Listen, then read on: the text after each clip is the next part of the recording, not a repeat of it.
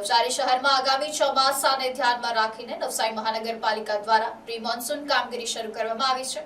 શહેરમાં વરસાદી પાણીનો ઝડપી નિકાલ થાય અને પાણી ભરાવાની સમસ્યા ન સર્જાય તે માટે તંત્ર દ્વારા ખાસ આયોજન હાથ ધરાયું છે।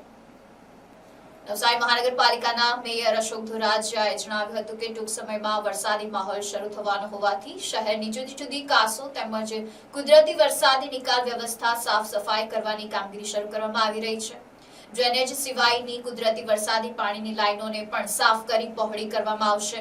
મેયરે વધુમાં જણાવ્યું હતું કે શહેરના અલગ અલગ વિસ્તારોમાં મળી કુલ અંદાજે 47 કિલોમીટર જેટલી વરસાદી ડ્રેનેજ અને કાસોની સફાઈ તથા પહોળાઈ વધારવાની કામગીરી હાથ ધરાશે, જેથી ભારે વરસાદ સમયે પાણીનો ઝડપથી નિકાલ થઈ શકે અને શહેરમાં પાણી ભરાવાની પરિસ્થિતિ ટાળી શકાય।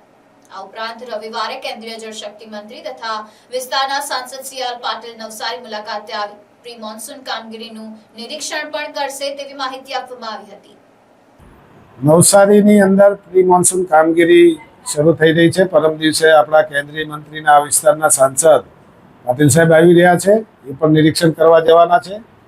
ટૂંક સમયમાં વરસાદ શરૂ થવાનો છે ત્યારે નવસારીના જુદી જુદી કાસો કે જે લાઈનો વરસાદી પાણી જતું હોય, કુદરતી ગટર જેને કહેવાય છે, ડ્રેનેજ સિવાયની, એ વરસાદી પાણી જવા માટે તંત્ર દ્વારા બધી જ એ કાસ સાફ કરવા માટેનું આયોજન કરવામાં આવ્યું છે અને લગભગ આખા શહેરમાં કુલ લંબાઈ એની અલગ અલગ જગ્યાએ મેળવીએ તો 47 કિલોમીટર જેટલી આ ડ્રેનેજો, બધી વરસાદી ડ્રેનેજો પહોળી કરવામાં આવશે, જેને કારણે વરસાદ પડે ત્યારે વરસાદી પાણી ઝડપથી નિકાલ થઈ જાય અને શહેરમાં ભરાવો ન થાય એનું આયોજન થઈ રહ્યું છે। Report NTC news, Navsari.